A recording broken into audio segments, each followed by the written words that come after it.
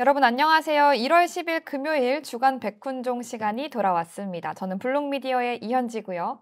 저는 스매시파이 대표 백훈종입니다.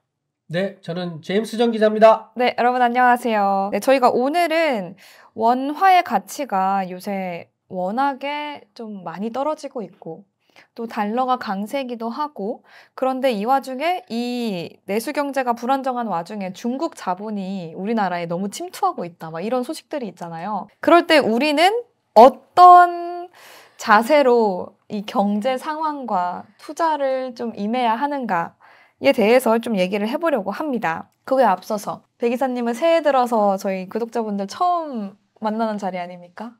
그러네요. 네, 새해 인사 한번. 1월 10일입니다. 벌써 1월 달도 중순에 접어들고 있는데 그동안 안녕하셨는지 모르겠습니다. 저는 바쁘게 한 해 또 보내고 있고 제 유튜브 채널 컨텐츠도 열심히 만들고 저희 회사 사업도 열심히 하고 이렇게 숨가쁘게 한 달을 보낸 것 같습니다. 아마 다들 비슷하시지 않을까 생각을 하고, 또 좀 뉴스도 상당히 복잡하고 어려운 뉴스도 많고 한데 비트코인 가격도 최근에 좀 떨어지고 있잖아요. 맞아요. 10만 불 뚫고 막 13만 불 간 다음에 이런 전문가들의 전망을 믿고 투자하셨던 분들이 많이 좀 속이 상하실 텐데요. 항상 그런 상승장에서 그렇게 찾아오는 조정은 저는 매수 찬스라고 생각을 합니다. 바이 더 딥, 저가 매수 찬스 이렇게 생각하고 그냥 오히려 용기를 내는 게 더 올바른 투자 자세가 아닌가 생각을 하면서 위로의 말씀을 드리겠습니다. 저희가 안 그래도 방송 전에 기자님하고도 얘기 나눴는데 뭐 10% 정도는 조정도 아니지? 이렇게 해주셨어요, 이 기자님께서. 아니, 그런 얘기를 하면 어떡해. 그래서 저는 용기를 잃지 않고 투자를 계속 해나가도 되겠다, 이런 생각이 들었거든요. 이게 워낙 변동성이 좀 있으니까 우리 이현지 아나운서가 그런 얘기를 했는데요. 사실 고점에 사신 분들은 마음이 막 안 좋겠죠. 근데 10% 조정은 뭐 저 정도 아닙니다라고 해버리면 저 양반 지금 놀리는 거 아니야? 이러실까봐 하지 말라고 방송에 얘기하시면 어떡해. 저도 이제 아침에 JJ 크립토 라이브 라이브를 할 때마다 그런 말씀을 드리는데, 사실은 좀 이렇게 담대하게 가면 이 정도 조정은 우리 백 대표님 말씀하신 대로 어떤 기회가 또 될 수 있는 거라서 너무 그렇게 아둥바둥하지 않으시면 좋을 것 같아요. 정신 건강상. 그렇지 않은 뉴스들도 막 복잡한 뉴스도 많은데 좀 푸근한 마음을 가지시면 좋지 않을까 싶습니다. 이 이상 오를 거니까요. 그죠? 그러니까요. 저도 뭐 알트코인은 강제 장투 지금 하고 있는 거여가지고 저의 상황을 저희 시청자분들은 다 아시기 때문에 이 저의 말을 다 이해해 주실 것이라고 믿고요. 오늘도 함께 해주시고 계시는 풍요마인드님, 루비님, 핵엔돌핀님 안녕하세요. 손이 시려워 꽁, 발이 시려워 꽁 해주셨는데 밖에 날씨가 진짜 춥더라고요. 너무 춥습니다. 네, 날씨도 춥고 시장도 춥고 사람도 없고 그렇지만 저희는 따뜻한 실내에서 이 추운 경제 상황을 어떻게 이겨내가야 될지 한번 이야기 나눠보도록 하겠습니다. 저희 첫 번째 장표를 한번 띄워볼까요? 장표 먼저. 제가 가져온 장표죠. 성장주 대 가치주의 연간 수익률 비교입니다. 2001년부터 지금 그려져 있는 차트인데 오늘 주제가 이제 비트코인 2025년 어떻게 이렇게 해야 되나, 그리고 제목에는 중국 자본이 이제 메인으로 들어가긴 했지만 사실 이제 달러 자산과 비트코인을 한 선상에다 놓고 지금 올해 투자해야 된다, 사실 이런 주장을 저는 하고 싶은 거거든요. 그래서 가져온 건데요. 일단은 이 미국이라고 하는 나라가 지금 어떻게 주식시장이 양분화되고 있는지를 보여드리기 위해서 가져온 차트입니다. 이게 성장주와 가치주의 지난 20년간의 수익률을 비교를 한 건데, 지금 성장주가 40%, 그러니까 전년 대비 40% 상승이 연 평균으로 일어나고 있고요. 그 다음에 가치주는 은행이나 뭐 카드, 현금 흐름이 잘 발생하는 그런 무거운 주식들이 있지 않습니까? 그런 거를 가치주라고 하죠. 주로 워렌 버핏 같은 위대한 투자자들이 좋아하시는 건데, 전년 대비 수익률이 13%밖에 되지 않습니다. 그 성장주와 가치주의 양극화 현상이 지금 미국에서는 차트를 보시면 글쎄 언제부터 저렇게 확 디커플링이 되기 시작했나, 한 2021년, 22년 이렇게 지나면서 디커플링이 심화되기 시작한 거로 보여요. 그러니까 코로나를 기점으로 뭔가 변했어요. 올라갈 땐 같이 올라가고 떨어질 땐 같이 떨어지지만 지금 이제 보시면 가장 오른쪽 끝에 보시면 이제 확 벌어지고 있는 게 보이시죠? 그게 지금 현재 주식시장에서 벌어지고 있는 현상이고, 다음 차트 보여주시면 이제 이거는 밸류에이션이지 않습니까? PER로 측정하는 주식의 가치죠. 근데 성장주는 29배 지금 받고 있고 가치주는 16.9배 받고 있단 말이죠. 그러니까 이 저평가받고 있다는 얘기거든요. 결국 가치주가 저평가받고 있다. 반대로 얘기하면 성장주가 고평가받고 있다라고도 할 수 있고, 아무튼 이것도 계속 비슷하게 갔던 시기도 있었어요. 차트에 보시면 굉장히 붙어있는 시기도 있죠. 굉장히 예전이긴 해요. 2007년, 2008년. 네. 성장주라고 하는 것들은 이제 테크, 뭐 빅테크, AI, 반도체 이런 것들이라고 보시면 됩니다. 그러니까 미국은 2000년부터 사실 이 IT 대형 IT주, 인터넷, 뭐 테크 이쪽 기반 기업들이 굉장히 큰 수익률을 우리에게 가져다 줬고, 나스닥 지수가 그래서 수익률이 좋고 했는데도 저렇게 가치주도 굉장히 좋았어요. 2008년만 하더라도 보면은. 그리고 사실 성장주 중에서도 좋은 주식을 픽하는 건 어려우니까 이렇게 현금 배당 많이 나오고, 그 다음에 안정적인 사업 모델을 가지고 현금 흐름이 꾸준히 발생하는 저런 가치주들에 투자하는 게 지난 20년간 나쁘지 않은 투자 선택이었단 말이죠. 그러니까 워렌 버핏 같은 사람들도 위대한 투자자로 이렇게 우리들의 뇌리에 딱 박혀 있는 거 아닙니까? 근데 지금 이제 워렌 버핏은 사상 최대 수준의 현금액을 쌓아놓고 있단 말이죠. 투자하기보다는 그 현금으로 현금 보유액을 확 늘렸죠. 그렇죠. 그러니까 이게 여러 가지 시사점을 제공을 하는 것 같습니다. 이 버크셔 세워이가 역사상 가장 큰 현금을 보유하고 있는 거는 결국 투자할 데가 없다는 얘기인데, 저 성장주의 흐름에 결국 안 타는 거다, 아니면 못 타는 거라고도 할 수 있고, 이 워렌 버핏은 결국 옛날 할아버지잖아요. 옛날 할아버지. 어폐가 좀 있었습니다. 네, 연세가 굉장히 많으시죠. 그러니까 이런 테크, 기술 이런 쪽으로는 관심도 없으시고 잘 모르는 거에 투자하지 않으시는 성격이라서 이제 굉장히 확실한 거에 투자를 하시는 성격이라 그거를 우리 같은 개인 투자자들이 따라가야 되느냐라는 저는 기본적인 의문이 있습니다. 그러니까 저 흐름을 보면은 지난 20년간 성장주에 투자했으면 사실상 좋았던 게 너무나도 사실이라서 워렌 버핏 투자법, 물론 말은 좋지만 우리 개인 투자자들은 맞지 않을 수도 있다라는 생각이 일단 들었고요. 계속 보여주시죠. 테슬라 대표적인 성장주이지 않습니까? 테슬라의 시가총액이 지난 3개월 동안 무려 1160조 원이나 증가를 했어요. 그러니까 물론 엄청난 등락이, 저기도 보시면 아시겠지만 연초에만 해도 사실 이제 벌써 작년이죠. 작년에 그러네요. 1, 2분기만 해도 사실 테슬라 가지고 계신 분들이 좀 슬퍼하시는 모습을 많이 봤거든요. 그런데 하반기에 들어가지고 또 이렇게 급격하게 성장을 했죠. 그러니까요. 지금 빨간색으로 되어 있는 게 이제 시가총액이 3개월 기준으로 떨어졌을 때고요. 그 다음에 파란색이 이제 올라왔을 때인데 굉장히 엄청난 등락을 거듭하지만 아무튼 2020년 이전의 차트는 누워버려서 아예 보이지도 않을 정도로 최근에 이 시가총액 변화가 엄청납니다. 그만큼 주가 변동성이 엄청난 건데 이제는 좀 상단을 뚫고 올라온 느낌이죠. 저 커런트라고 되어 있는 저 점선 791 빌리언 8,910조 원이 7,910조 원 억 달러겠군요. 7,910억 달러. 7,910억 달러까지 올라가는데 3개월밖에 안 걸렸다. 이게 빅테크의 어떤 더 쏠림 현상이 가속화되고 있다는 걸 사실 보여주는 거예요. 테슬라는 또 가격이 빠지고 다시 올라가고 하겠지만 아무튼 저렇게 고점을 높여가면서 올라가고 있는 게 지금 미국 주식시장이 지금 어떤 식으로 흘러가고 있는지 보여주는 거죠. 그래서 조금 또 이것도 재밌는 그림인데 이게 이제 시대별로 어떤 주식들이, 어떤 테마의 주식들이 아니면 주식이 아니더라도 투자 자산들이 주목을 받았나 이걸 볼 수가 있는 건데, 60년대에는 니프티 피프티 주식들, 이 주식시장을 선도를 했어요. 투자 시장을 선도를 했다고 해야겠죠. 그리고 70년대에는 금태환이 닉슨 쇼크로 인해서 중단되고 나서부터 금값이 100배 폭등했거든요. 그때 저 차트가 그려진 겁니다. 그 다음은 이제 니케이, 일본이 대호황이 오면서 이제 뭐 미국을 다 점령한다 이런 얘기가 나오면서 니케이 지수가 저렇게 전 세계 주식시장을 선도를 했고요. 그 다음 1990년대는 우리가 다 아는 닷컴 버블, 미국의 IT 대기업들이 많이 생겨났던, 나스닥 지수가 많이 올랐던 거고, 그 다음에 이제 오일 가격이 많이 올랐고, 2000년대 초반에 그래서 저 오일 붐과 함께 이 미국의 부동산 가격도 많이 올랐죠. 그러면서 2008년 서브프라임 모기지까지 흘러간 겁니다.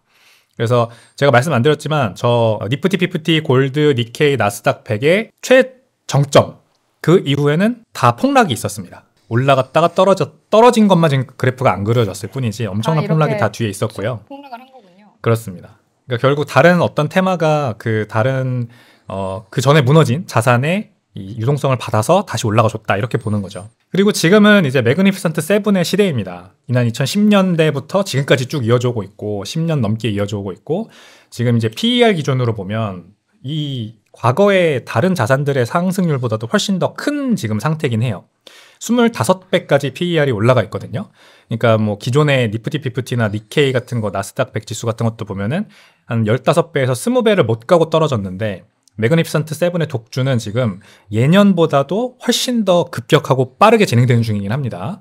그래서 이게 과연 언제 무너질까라는 지금 우려도 있는 건 사실이에요. 그러니까 지금 미국 주식 좋다.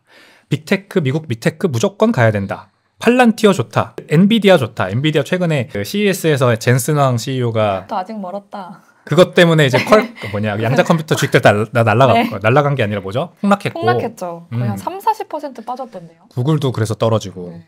근데 이제 엔비디아는 대신에 AI의 어떤 그 자율주행 산업으로의 확장, 실물 AI 산업으로의 확장을 얘기하면서 시장을 말 그대로 넓혀버리는 바람에 또 한동안 많이 올라갔었어요. 그래서 매그니피선트 7은 결국 또 AI 테마의 어떤 리딩에 딱 뒤에 붙어서 올해 또는 뭐 단기간에는 계속 갈 수도 있어요.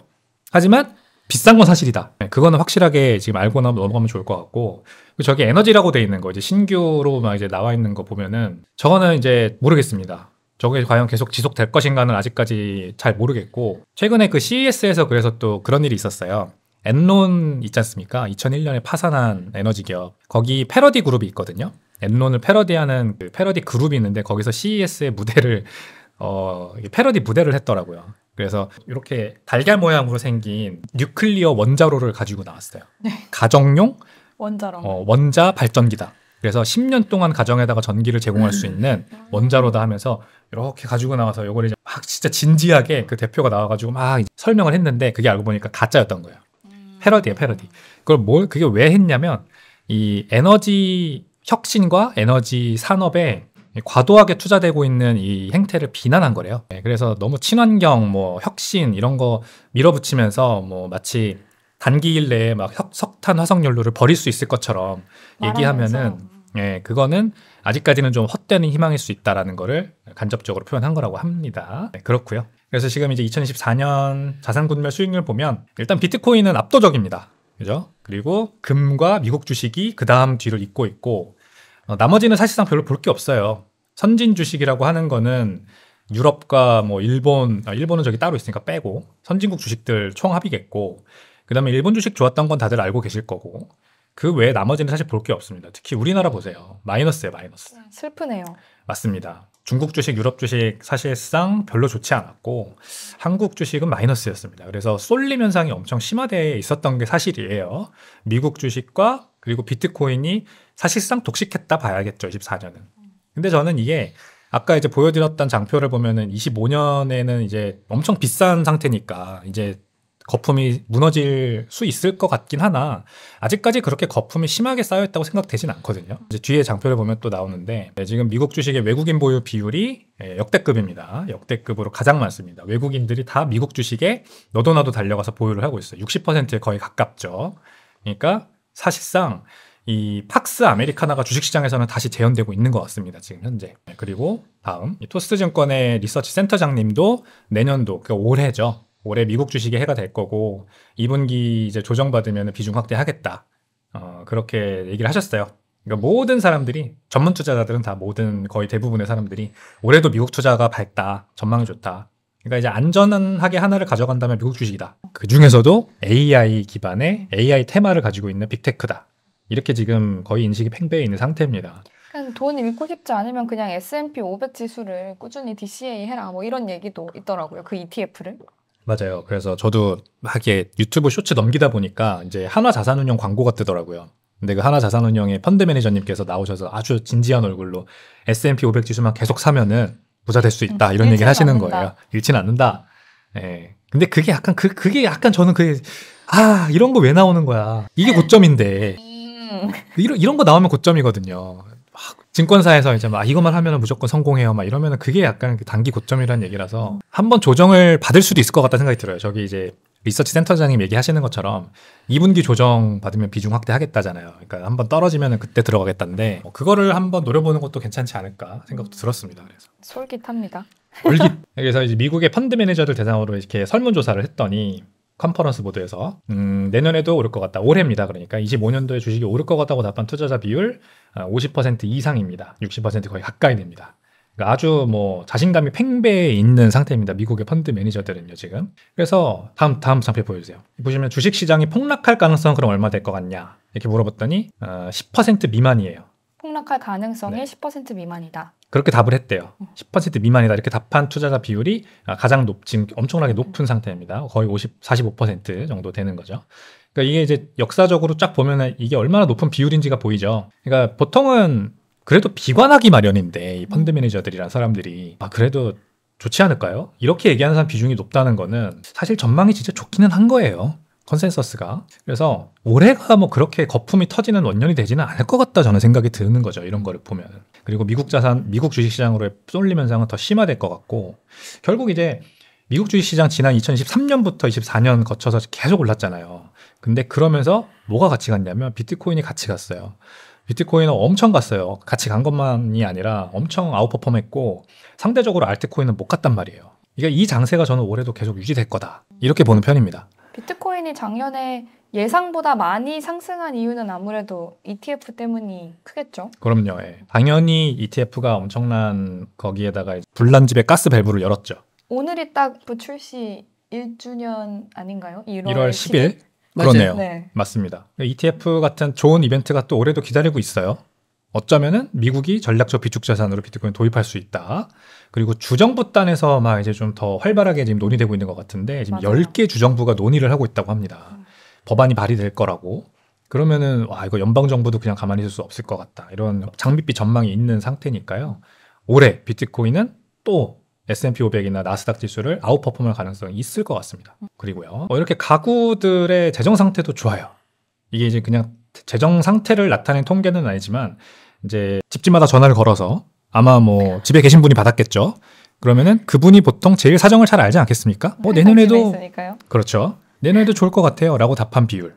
그게 이제 지금 38%. 네, 22년에 이제 완전히 바텀을 찍고 올라오고 있는데 최근에 급격하게 올라가고 있어요. 그러니까 미국도 이제 인플레이션 때문에 굉장히 살기 힘들고 물가 비싸지니까 뭐 외식 물가 비싸니까 외식자 못 하고 막 이런 인식이 팽배한데 그리고 우리나라에서 유튜브들 막 미국 가서 그 여행 컨텐츠 보면은 뉴욕에서 너무 비싸잖아요.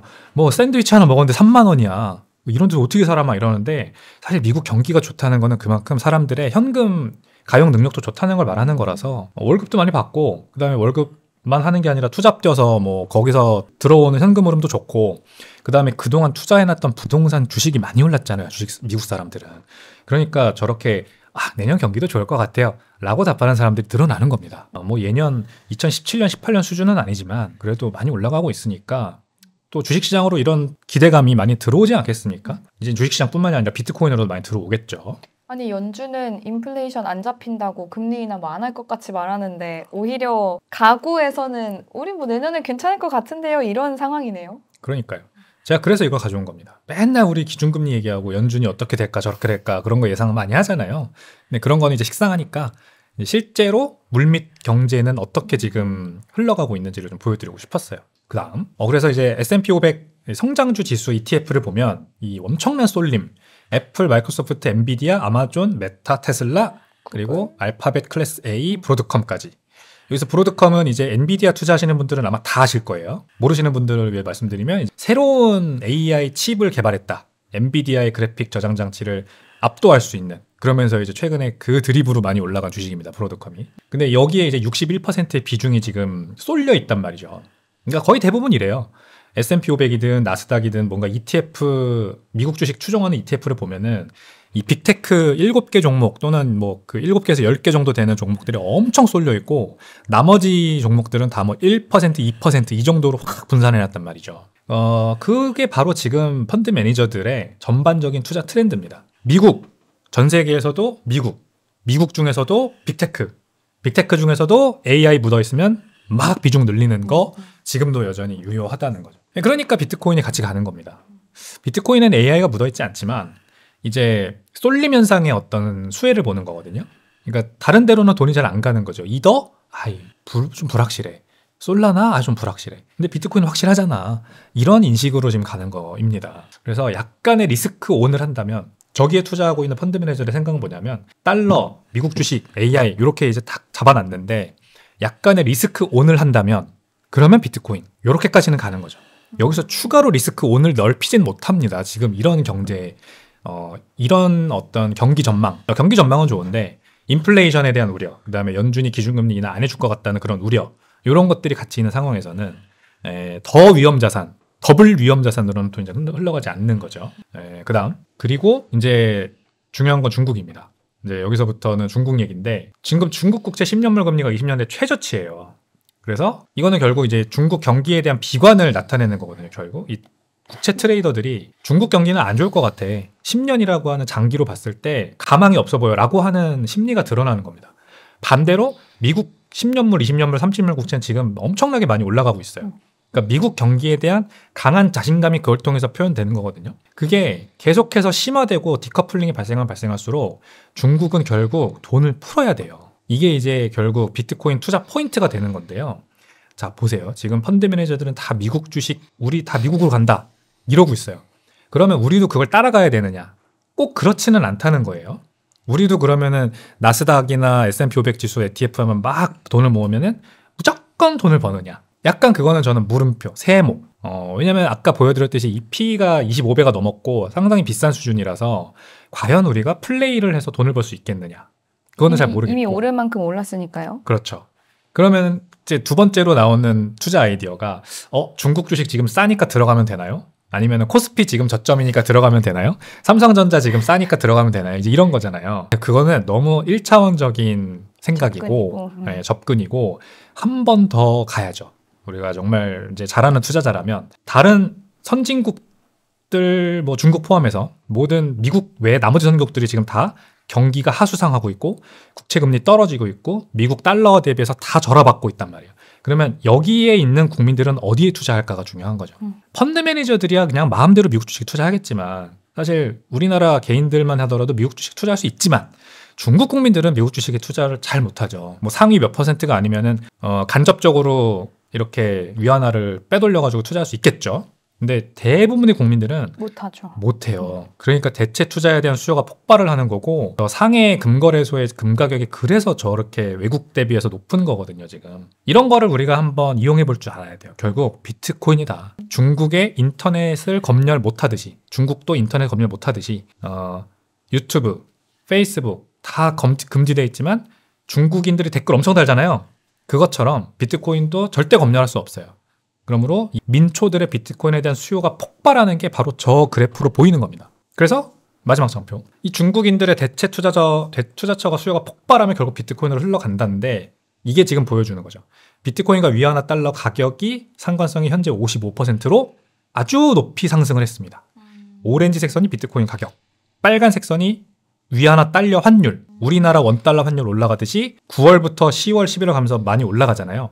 그때 비트코인의 가격이 올라가는 기울기가 거의 똑같아요. 지금 이제 달러당 7.3 위안인데 이게 계속 올라갈 거라고 저는 봐요. 미국 달러화는 강세, 위안화는 약세. 미국 국채 금리는 상승, 위안화 국채 금리는 하락. 중국 경기는 폭망, 미국 경기는 활황.